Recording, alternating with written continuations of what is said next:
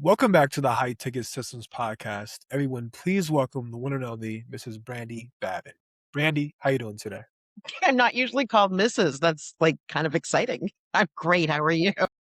Amazing, amazing. You and I were talking off camera here momentarily. I am personally really excited to dive into what's in store today. I typically do not talk about this topic or these topics on the podcast. It's really business oriented, but I think what we will discuss today is very, very foundational and probably the number one pillar of success in any area of your life, whether it's health, wealth, and relationships. What we're going to discuss today is what I believe to be the most important thing. So, Brandy, please, if you don't mind, what were we talking about when we first joined this conversation? Just a high level overview. We'll go from there. Oh, goodness. We were talking about neuroscience, the fact that you could have the best high ticket system to sell. But if your nervous system isn't regulated, if you don't know the name of the guy that lives inside of you or the gal that lives inside of you called your subconscious, I usually refer to mine as an asshole. These are the things that you need to master yourself Yeah. before you can go and master the universe Mm, from a business perspective. I absolutely. think the ride is a lot easier and it's much more fulfilling because it's not just about making sales and making money in life, but it's really about having the best balanced, fortuitous, and fulfilling life. On the topic of balance, I feel like I truly do live an imbalanced life. My family hates it for, or hates, not hates me for it. They hate the fact that I live an imbalanced life. My siblings tell me all the time that you're a psychopath. But I think life of an Better than entrepreneur, a sociopath, I'm just saying. right? I definitely feel emotions. That is fact. But they kind of feel like sorry for me and bad for me that all I do is work and work out. But at the same time, though, Brandy, I love that shit. So on the topic of living a balanced life, I feel like that's subjective, and I've heard mentors say that when it comes to living a balanced life, work really hard like the first half of your life so you can enjoy like the rest of your life essentially without worrying about the basic necessities of life like food, clothing, shelter, like vacations, etc., etc. Uh, Getting back to self mastery though, there was a mentor of mine before he went off the rails. His name was Wes Watson. He was like this fitness coach, fitness guru. But he basically said, how the fuck can you be the CEO of a company if you can't even be the CEO of yourself? How Hmm. can you run a company if you can't tell yourself to wake up at a specific time, go to the gym at a specific time, eat the proper food, and just do what you know you need to get done to be successful? Like you're living an ass backwards life. And I find that to be very true for me in my own life. Thoughts on that? Yes. So several. I think so. First of all, I'm a big believer if you're out there consuming content, right? Even this, don't listen to what you and I have to say as the full gospel. You take the nuggets that resonate with you and then figure out, is it meant to be incorporated into my life? Because you made a really good point. What's balanced for you may not be balanced for me.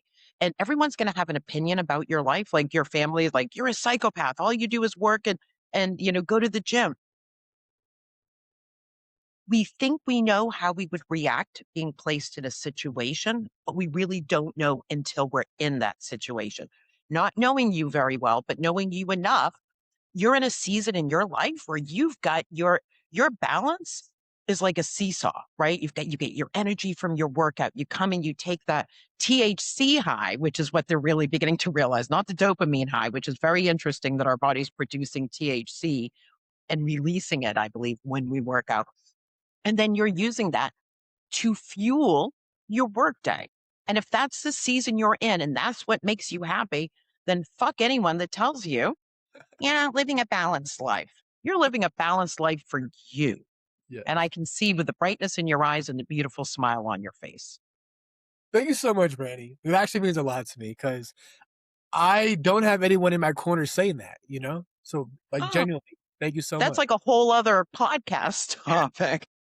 Yeah, not to go into our fields too much here, but getting back to neuroscience, if you don't mind. When did you first discover this? Because for me, my first sales job, I was essentially a door-to-door salesman slanging solar out there in California. And I don't know how, but on my YouTube feed, I ran into like reprogramming your subconscious mind or your mind to earn more money. And it was this video by Bob Proctor. And I'm like, okay, why not? I want to get rich. Let's watch this guy.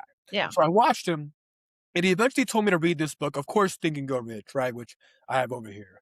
But not a better book, a different book that just talks about the subconscious mind more is The Power of Your Subconscious Mind by Dr. Joseph Murphy. And it essentially talks about self-hypnosis. And I went on that journey of, reprogramming my mind at night, just like repeating affirmations, really relaxing the physical body all the way. Because that essentially allows access to your subconscious mind. When you have tension, there's like I guess what we call the critical faculty, and it essentially blocks thoughts, positive or negative thoughts, from accessing the subconscious mind. Anyways, when I started to do that, I had this vision. Like I live like on the beach. I date this type of woman, and I'm like genuinely really, really happy. And I had no idea how I was going to like pull this off. But 4 months later, I found myself on the beach on the Caribbean Sea with this very beautiful person who I ended up dating when I lived there. And I was the most happiest I've ever been in my entire Love life. that. And I had no fucking idea that I was going to do that when I was like reprogramming my Hmm. mind. So like you can say what you want about the law of attraction or manifestation, but for me, it has shown up so many times. And that was the first time that it had shown up for me. So I guess I the love question I want that. to pose, like, when did you discover all of this? Okay. So I actually was not prepared to talk about this. But I believe so I'm an only child and my parents were very public facing people. So I ended up like have kid, will travel, and I was in all of these adult environments all the time. And I just listened to, and it was really silly. I listened to all of these men and women who looked at me as just like I think like a small adult. Like they didn't govern themselves around me. They all talked about, oh my God, I date all these different people. They're different sizes, they're different ethnic backgrounds, or they've got different, you know, seemingly everything was different about them. But somehow they always end up dating the same person, the unavailable, the alcoholic, the what have you.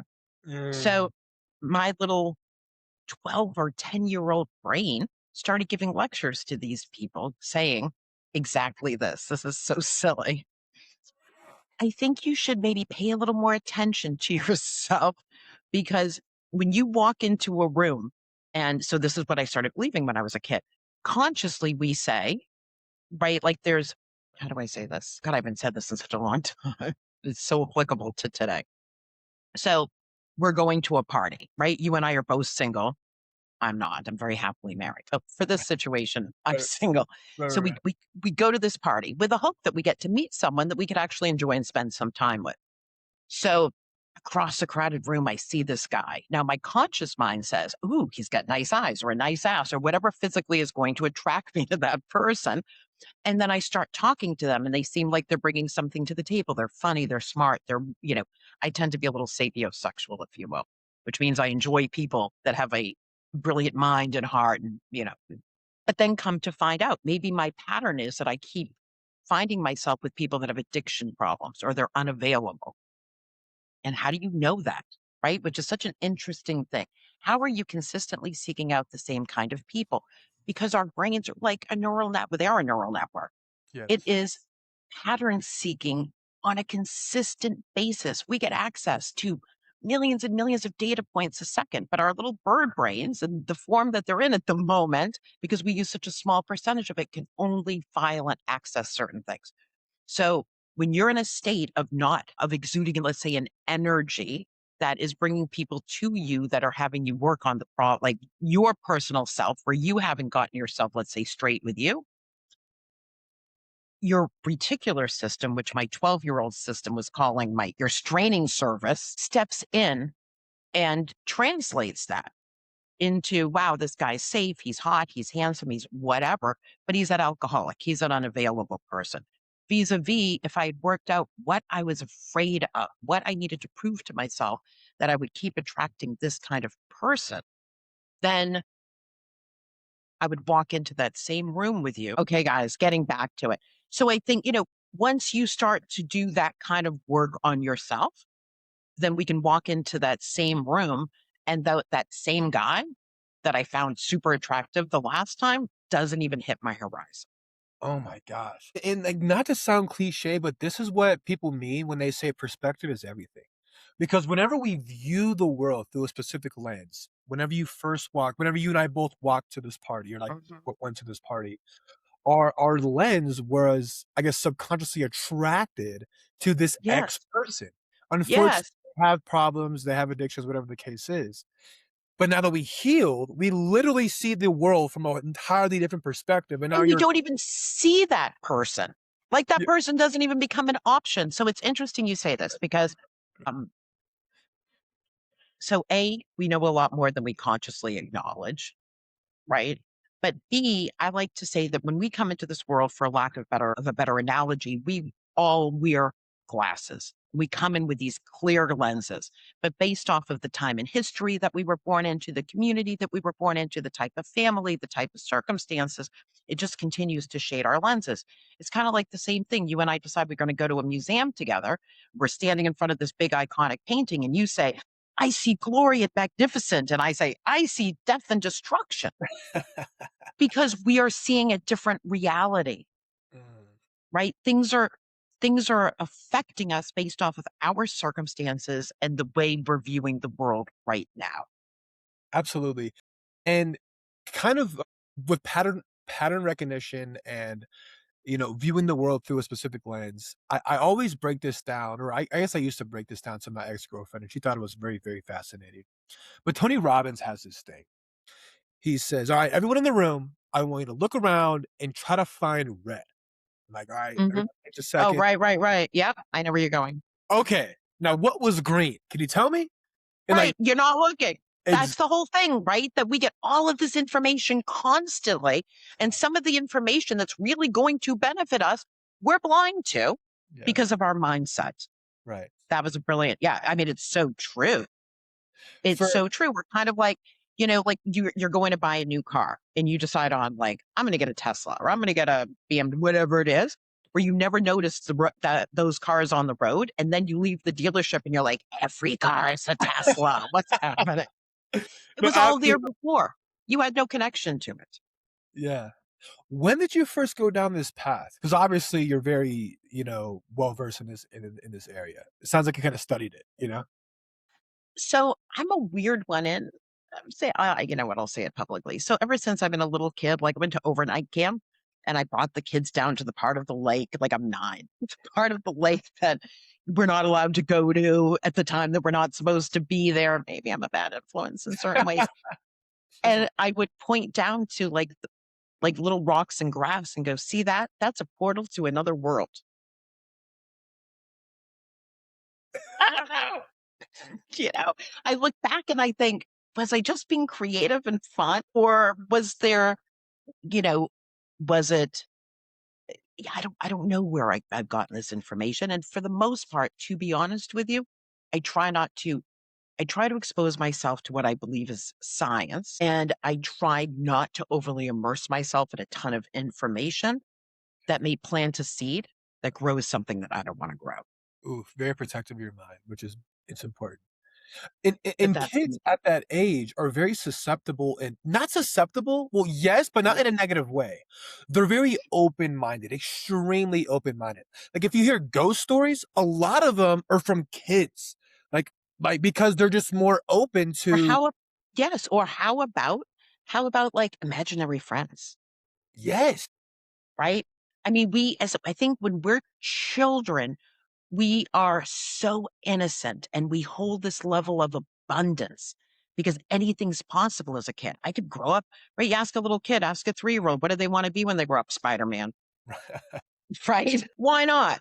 Like there's all of this wonder. And they say that, working with children, by the time they're 7, their view of the world and the way they believe the world views them is sort of baked in. So to me, it's so important to work with kids and teach them you're not just a reflection of your parents. You have worth, There's endless possibilities for you to live what you consider to be your best life and, to really help kids lean in and be confident in who they are. Because, I think we all kind of fall off the imagination cliff for a while, and that's sad. It is. Adulting and being an adult sometimes can be a bit sad if we never go back to that kid moment in life, you know? If we continue to have a closed off mind. I do wanna bring up the fact that, conditioning, not that it sucks, because everyone is conditioned, but it's not our fault, it's our responsibility to change, right? If we are not enjoying the life that we're currently living, yes, we might have had a shitty upbringing, yes, we might have had a shitty handout, whatever the case is, but you're an adult now, and it's your responsibility to actively try and change. Why do you feel like people are just not, I guess they have the victim mindset. Why do you feel like they just are okay with the victim mindset? Because obviously you definitely don't possess that, you know? So I don't know as if people maybe are okay. I think you bring up a great, like, this is a really important point. I don't think people are okay being a victim.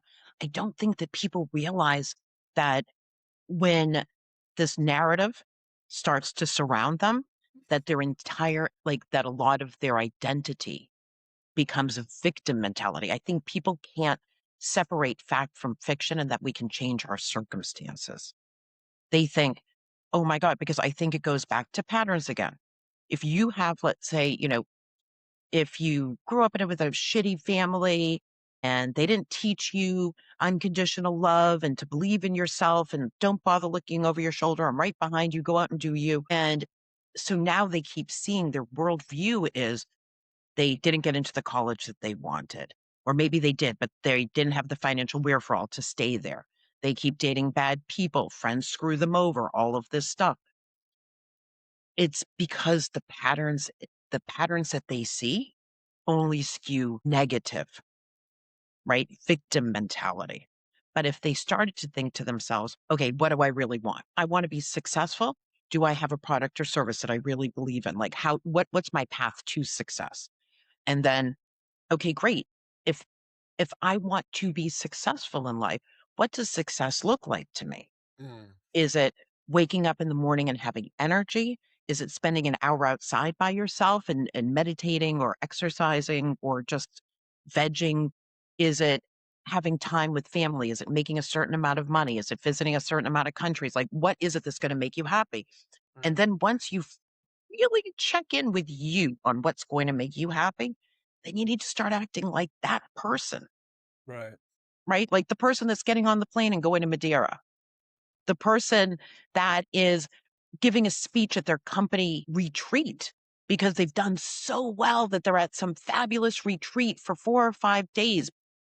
But you have to feel it, you have to live it, you have to become it, right? Like life doesn't just throw balls at you super fast that you've got to catch. You're throwing the balls, and I think people don't understand this. Right. They think that they are not as in control as they truly are. And getting back to identity, you said something so flawlessly. How you identify as a person is literally how you are going to act. Like, I am a brother, I am a dad, I am a son, a cousin, I am an entrepreneur, whatever the fuck you want to identify Mhm. as is how you are going to act.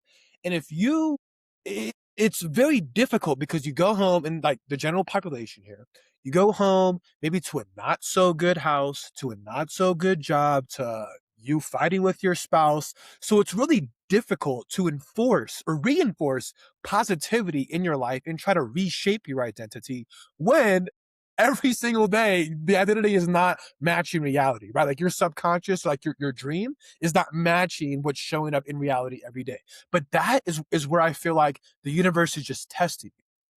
Like you have to be semi strong willed. I guess just have faith and just let In go. I whatever don't. form. Yeah. Yeah, so I feel like can you go back and say that so you think it's so first of all, we don't really know, right? It could be the universe, right? Testing us on perseverance. Like you really want to scale and see what the view is and have this consistent view on the top of the mountain. You got to prove to me that you want to be up here, right? Like we're not doing cherry pickers easily to the top of the mountain. But I also think it's when you've been in a situation in life, right? Because think about it, even as parents, you have to have a license to breathe oxygen under the water, but no one needs a license to be a parent, right? Like in all of this, you don't go to kindergarten and the teachers are telling you you are your own person. Like if you've got abusive parents, you're not like them, right? And they're not like this because they don't love you. They're like this because they weren't taught coping mechanisms and how to love the way that they would like to. Like, so for me, I feel like since our brain maps millions of thoughts per second, if you are coming from a place of lack and loss, right? You're just not feeling great about yourself, even though you're trying to pull yourself up and contribute and do all the things you say you want to do. You're just going to keep seeing the negative stuff, which is going to not infuse you with the energy you need to achieve the things that you want. So, at minimum, what I'd like to tell people is write down 3 things. Make a commitment to yourself. 3 small things. I'm going to make 1 call. I'm going to write 1 proposal. I'm going to have, like sex with my husband, whatever it is that you really say you want to accomplish in this week, and start doing little baby steps. Because when you start doing these little things, it sends a message to your brain going, this bitch, she's always fucking up. Not to think her identity is the fuck up version of herself. But then you fuck up the predictive analytics that's in your brain, and the brain starts going, no, she's acting a little differently. We need to take this under consideration. So I think your brain, your consciousness, your whatever it all is when it's all aligned together starts to look at you differently. And all of a sudden, it starts sending you back a different version of the world to look at. And then you start getting little wins. And then you start to feel good about yourself. Then you start acting like the woman who, or the man who is walking the walk, talking the talk, and getting the outcomes they want. Momentum is a powerful thing. Everything. Right, right. Like To like me, to me, I mean, maybe well, not everybody. no, you're good. You're fine. You're fine. But like stacking wins, like you said, like writing down 3 things, accomplishing those 3 things, you feel good, you feel empowered, and like you set out for the next day. 3 more things you want to accomplish. You accomplish those, and eventually, it's like a snowball effect. Like I knocked out everything I was going to hit this week. Like bring on Right. more tasks. Let's get Right. this. You feel Which good. is awesome, right? It's the same thing. You went to the gym this morning. Like I've been back to the gym for about a year now, and it was a mortifying experience, right? Because I'm on the treadmill for 10 minutes going like, okay, can somebody like oxygen send can someone send a limo to take me to the changing room afterwards? But you keep showing up and all of a sudden you're doing a half an hour of this and you're watching that your weights are going up and you're feeling stronger. And when you look in the mirror, you're liking what you see a little better. And all of this just starts to stack. And it's not about anybody else. It's about you. When you can feel good about you, I just believe we exude an energy that brings other like-minded people that will support you in your goals. And that's when things become really fun. It's always you versus you. As soon as you start comparing yourself to other people, that comparison is the thief of happiness. You might have heard that saying or quote before. Okay, and so my Brandyism number 794 is I always say never be jealous of anyone because you don't know what happens when they go home and close their door, and you don't know Oof. what they see when they look in the mirror in the morning, Oof. Yes, exactly. right? And so when my first company, it was like 2 Harvard Business School grads that were taking their senior project into the wild. And it was really exciting because it was like a really small group of us. I went to college and then I was working at this company and shit, I just lost my train of thought. You're okay. Oh, I know what it was. So, with most startups, what's the number one thing? Revenue, revenue, revenue. So I wore many hats at this company. And all of a sudden, I'm like 17 years old and I'm selling like tech stuff to like 40-year-old, predominantly men. And so I basically developed this sales team from nothing that I was on. And I started at the beginning, I started to get like, oh my God, and this person's doing better, but wait, I want them to do better because like I'm actually their boss, but oh my God. And then I realized, stop. The only person I have to compete with is myself. Mm. I set my goals, my numbers. And if other people do well, so here's the difference. So this always annoys me, to be honest with you. You know, people are like, oh my God, can you believe it? They have so much money. Do you hear they went on 5 cruises this year? And, people are jealous. And I'm like, look at someone. If someone has something you want, that means it's attainable, Oof. Yes. right? Absolutely. Right? Yes. Don't be jealous. Go, bitch, that's awesome. Now I want that for me. And you go hack it for yourself. Why not? And that's the best thing about like other people achieving success. And I think you framed it better. But if somebody has done X, that means X is possible. Like I can do that shit Yes, too. right? I mean, come on. So, for me, and believe me, like I have a ton of struggles. And I mean, you should see me like, in the makeup and I've never met a secure person in my life. Like anyone that tells you they're like perfectly secure, I'll bet $1 billion of my non-earned billion at this moment in time. Right, right. There is no such thing as a truly secure person. But I do believe there's such a thing as a person who understands who they are, what they want, and how they want to show up in this world. Right. So for me, legacy is really important. Like in business, for me, everything I do is about do good works, make money. Right. It's people over profit. Not that I'm not a capitalist. I'm just not a radical capitalist. Yes. And sleeping at night is important. Like Well, right. I that, mean, you know what I mean? right. But it's well, now we're getting into a whole other topic with the money and the greed and the insanity of where we are in this world at the moment, which we probably should not do on this very inspiring podcast episode. For sure. When it comes to changing your pattern, do you feel like you like went through something in particular? You don't have to go into details, but something where you're like, I have to change as a person because I'm not liking like what's Wait, I going. can't hear you. I'm so sorry. Say it No, again. you're okay. Did anything happen in your personal life where you realize I'm not liking the pattern that's showing up? I'm not liking my day-to-day activities. I need to make a change. You don't have to go into details, but Mhm. what are some of the things you did to make that change to live a more fulfilled, happier life?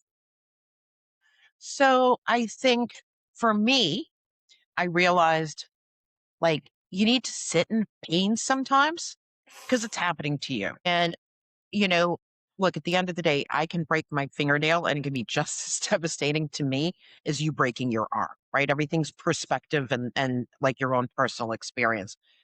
I think what I've learned is for me is to allow myself to sit in something, not overly long, but enough that like I'm actually dealing with something.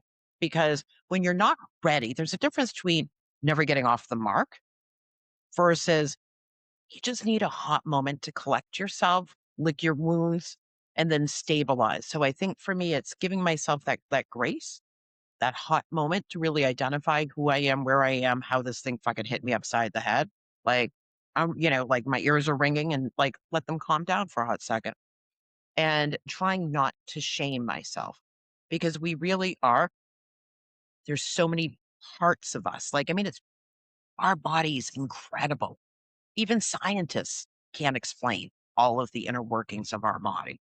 So I think it's trying to do small little things in the beginning that kind of start to right the ship, if you will. And then remembering you are the captain of everything for you. So if you've got big dreams, big passions for you, right? Doesn't mean that it has to be for the rest of the world, but we keep reminding yourself of that and then learn to lean in and be bold about it.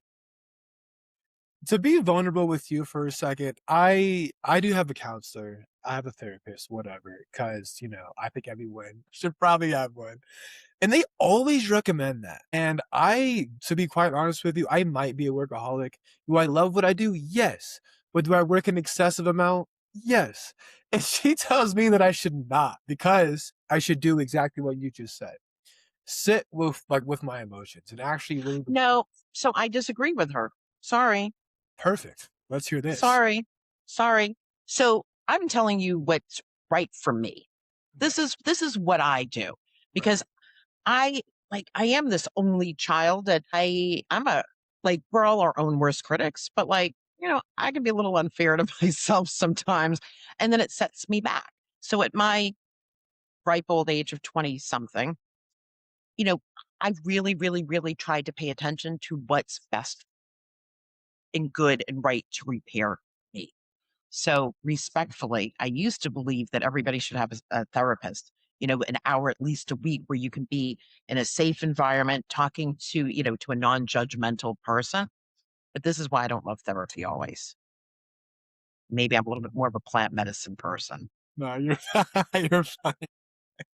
It is because you have to count on the fact that first of all, the person who's your counselor 100% has full knowledge of like whatever their counseling practices are, and that they absolutely understand who you are, where you came from, what you're truly struggling with, and the best path forth for you. And, you know, speaking to you, let's say more from a friend perspective, you're in your friggin' like mid to late 20s. You are inspired now, right? Do you run around complaining to people? Oh my God, I work out too much and I work too hard. Do you complain to people? No. Okay. So it'd be one thing if you complain to a lot of people, then I get your family and friends being like, dude, slow down. But if you're not complaining and you're going to therapy to help you be your best person, why would someone tell you to slow down when it feels right and good to you? Yeah, dude. That is so funny. Like, this is fucking off topic, but like low key, in my last session, which was yesterday, I asked towards the end, like, why am I even here? Like, low key. Like, I want to do X, you're telling me to do Y. I don't see the fucking alignment anymore, dude. You know? And sometimes, right? That thing like sometimes people come in for, a reason, a season, or forever. Maybe they held your hand, they got you to see a part of yourself that you needed to see, right? They guided you to a certain point. And, I'm not going to tell you, stay with your therapist or don't stay with your therapist. I'm just a very firm believer of, and I think that's why I'm really particular about what kind of content I watch and stuff, because it's so easy to plant a seed. What content do you watch? Let's switch gears here, or switch gears here. Who do you? Sense8. I wish we could all get to that place. You know, bits and so I'll only watch something that is pure neuroscience explanations. No opinions, no, this is how I got there, just definitions. And then Facts. I like to internalize it for me. That's how I do it for me. Got you. Right. So, Yeah. Do because you I have? also, yeah. No. What were you saying? No, what I was going to say is sometimes it's good, sometimes it's not, where someone plants a seed with you, right? Like sit your therapist, right? Oh my God, you're working too much. So during the time that we've been together on this podcast, you've probably, if you go back and check, you probably mentioned 4 or 5 times, everybody thinks I work too much. Like that seed's beginning to be planted where you're beginning to go, wait a second, when I feel really good, it's when I'm working out and working. And now you're questioning yourself because you've got all these people planting this seed that potentially could take you off a path that like has you really humming. So Yeah. I try to be mindful of that. I should probably be more mindful as well. So thank you for bringing that up. I feel the most productive when I'm working. Like I never feel like a piece of shit for working and working out. You know what I mean? But if I'm watching TV eating a bag of chips, I'm like, you're a fucking loser, dude. What are you doing with your life? You know what I Well, mean? don't be so mean and rude to yourself because I'm looking at a very handsome, highly accomplished, beautiful hearted man right now. So, don't let that backseat asshole driver beat you up because it's living with you rent free right now. Thank you. I appreciate that, So Brandy. I'm For just saying. sure. But I mean, that said, I just feel like it's so, I think it's funny. Everybody's going to have an opinion and everyone's really going to believe that their opinion is the right opinion for you. Right. Until like it's a stupid thing and you can keep this in or not keep it in. But like a million years ago, so somebody had said to me a million years ago something about like someone breaking into your home, right? Like, what would you do if you were home and someone broke into your home? I'm like, I'd be the fuck out the back door, right? I'd grab my dog, like something maybe, and I'd flee, right? And then I called the police. So years ago, years ago, I'm at my parents' house and they're gone and I'm getting ready. And, I'm from this sleepy little town in Massachusetts. So I left the front door unlocked. I'm in the shower. My dog only barks when there's something big. So I thought my friend, like my girlfriend I was supposed to go out with, showed up, right? So I'm like, come on in. And then I don't hear anything. So I get out of the shower and I'm like, hello, hello. And then I hear what sounds like somebody throwing stuff in the garage. And I'm alone with a dog, which is laws opposite, like not a German Shepherd that would deter people. So in a robe and a towel turban on my head, I go into the kitchen, grab a pot and a pan, go flying out the front door to the garage going, if you want to mess with someone, you want to show your face. Never in a million years would I think I would do that. Now, right? Okay. So lucky me, sort of. I managed to scare the raccoons into the rafters, and then that became a whole project. And there wasn't someone that was breaking in. But like, that's the perfect example in my world of like, you don't know how you're going to react until you're in it. You I thought was you going to duke it out with the bad guys. were exactly, exactly. So you're a fighter. You're not a fleer. You're a fighter. I think under certain circumstances, I think there's some things that are worth fighting for. There's other things like flee the building. Just please flee the fucking building. No, for sure, for sure. Yeah. Yeah, that's. I'm not sure if you know who the School of Hard Knocks is on Instagram or anything, but he, I think, said similar advice to you. He basically said, if you wouldn't trade places with that person, then why waste your second valuing their opinion at all? And I was like, that's a pretty good. I Yeah, like that. because let me ask you a question, right? Yeah. So I can definitely look at people and think like, oh my God, I'd love to be as beautiful as Jennifer Aniston or Gal Gadot. And then I'd love to be as rich as Elon Musk. And then right. But I don't, I don't want to be those people. I mean, maybe would it be fun to be Jennifer Aniston for a day? And then I could just go out and get pregnant for her. No, just kidding. None of those headlines. No, but like, I wouldn't, when you really examine other people's lives, I don't think anybody has it better. I just think that gifts that we have a tendency to take for granted. So then we look at other people and we're like, oh, but this comes so easy for them. But that's an outside perspective on something that's likely not true. And yeah, I just think the best investment is an investment in you. As long as you're going to take the beautiful knowledge and the balance and all of that good stuff and try to contribute it to the world around you in some shape, form, or fashion. I'm gonna stay there for a second, and to be vulnerable with you one more time, I struggle with addiction. Not gonna make excuses why, but I loved alcohol. I'm a little over 2 years sober now, so yay me. But Mazel tov. thank you. That's awesome. One of the things that really helped me get sober and really changed my perspective was gratitude. And instead of like boo-hoo me, oh, this happened to me.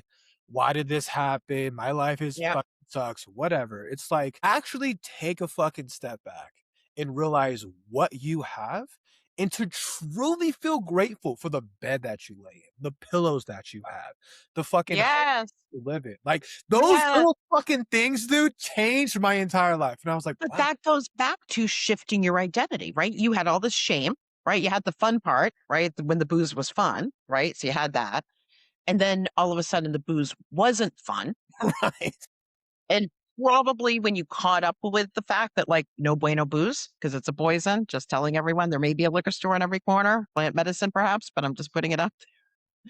It's, you probably gotten some shit, right? Some bad stuff probably happened. And then you decided like, I got to tackle this. But when you're in so much shame, trying to get yourself out of addiction, I think it's so easy to keep beating yourself up. So then it moves back to the beginning of our conversation again, these small little steps, these small feelings of gratitude. Oh my God, I've got gorgeous sheets.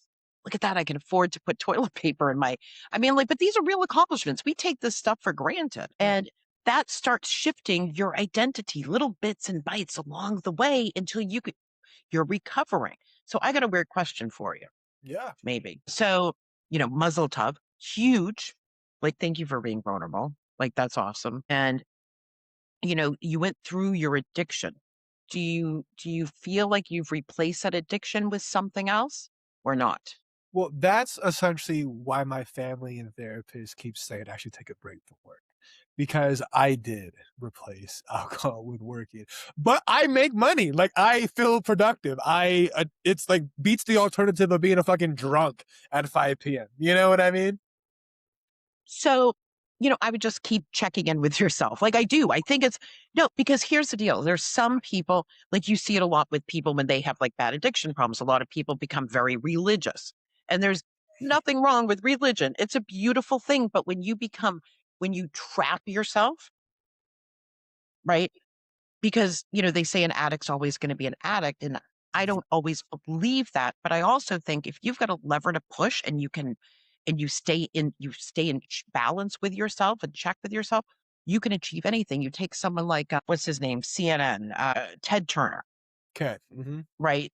CNN and Turner Network and all of this. If I'm not mistaken, that man was truly bipolar, right? And most people, when they're bipolar, they're up, they're down, and they can't control themselves. He took his manic periods and would literally, like, he got the best work done. So you can harness what was once bad into something that's good.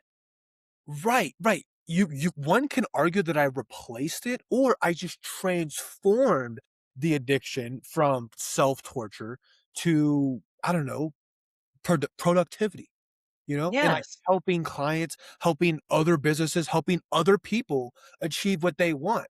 Like, that's one way to view that. I think so. Look, I think you can look yourself in the mirror and know whether you're lying to yourself or not.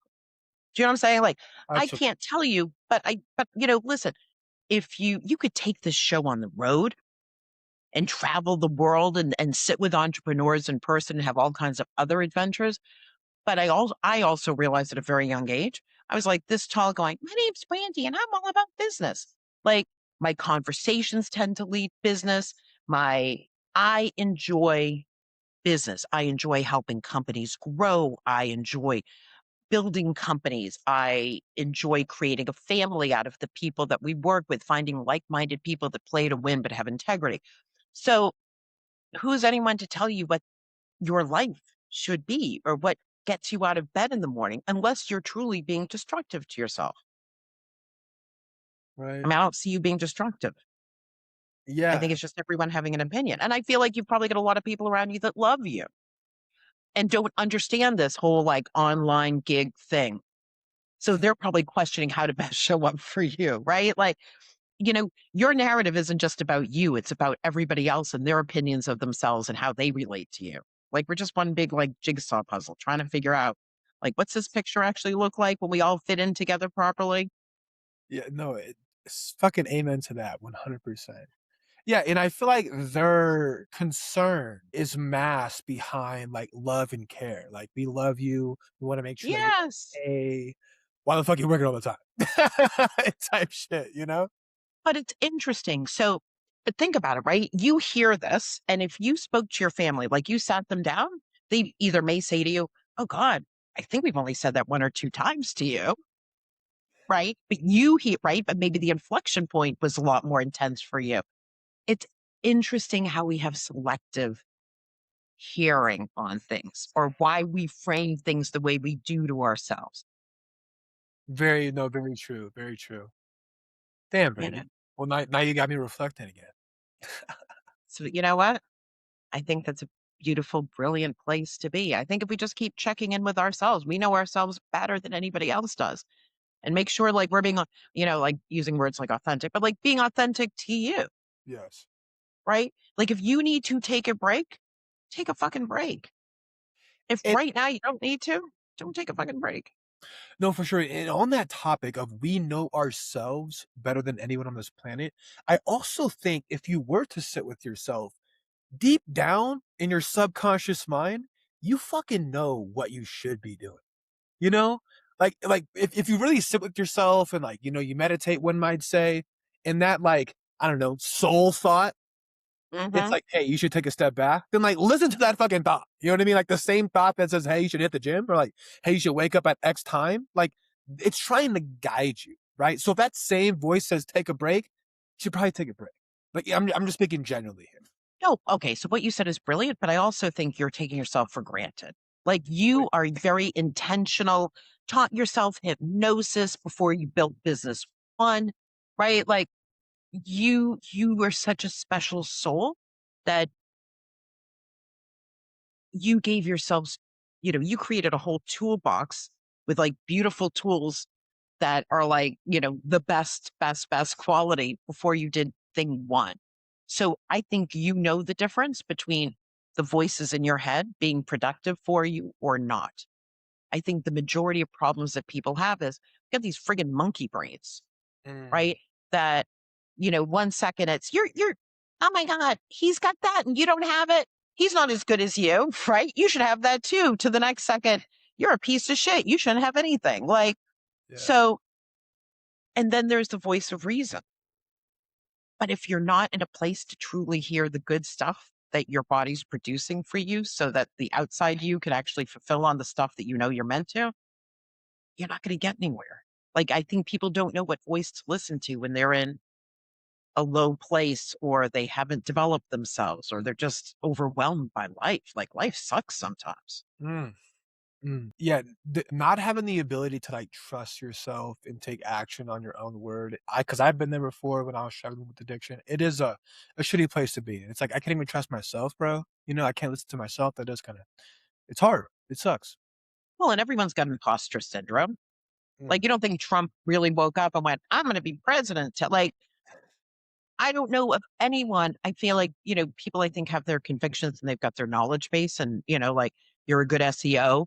You've got years of, a track record of being a great SEO and happy clients to prove it. But even that person who's right wakes up in the morning, questions themselves. I think, ugh, I think I need lunch. Is what I think. Sorry. I think I need to be fed and watered. But I think it's hearing that voice. Like, I will tell you, a million years ago, I was helping a ketamine clinic, and I'll be very vulnerable with you. With ketamine, and they said, "Oh, you've got to do the molecule," and I was like, "No, I don't think so." And they were like, "No, no, you have to." So I did the 6 sessions. Now I've had high blood pressure since I was like in my late 20s, and even with medication, a normal high, right? So normally they have you take medication, the high blood pressure medicine for everybody because ketamine makes your blood pressure go up. So three sessions in, they're like, "Stop taking your blood pressure medicine." And this isn't actually the part of the story that I should be telling, but and by the end, it turned out I almost bottomed out, and I haven't taken blood pressure pills since then, which is great. But yeah. what I realized was my big, like, neuroscience psych sort of thing for me that I walked away with. I didn't realize that I did this until, like, maybe a couple of months after after I finished the 6 sessions. If I prior to ketamine, if I had 5 minutes to myself, I would normally machinate on all the stuff I couldn't control. Got into a fight with my kid. So and so broke something on me. Like, all the stuff that, like, it just doesn't matter. It's all going to be, like, it's out of my control. And then all of a sudden, I started to get this little voice in my head that went, "You've got 5 minutes to yourself. Can you fix any of this? Why don't you go look at pretty nail colors? Because see my nails? Pretty nail colors on Instagram." And I'm like, what a great thing. Right.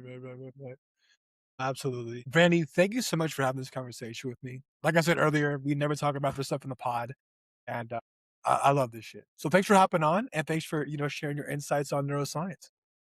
So, first of all, thank you for inviting me here. I'm so glad we got to take this extra look because, your contribution, I think, is really important and really massive. And you're giving people all the right tools to help them grow their business. But all of those tools aren't going to be utilized properly if people don't have their own, like, a good personal foundation. So, thanks for having this fun conversation with me today. Yeah, absolutely. Audience, thanks for tuning in. We'll talk to you guys soon.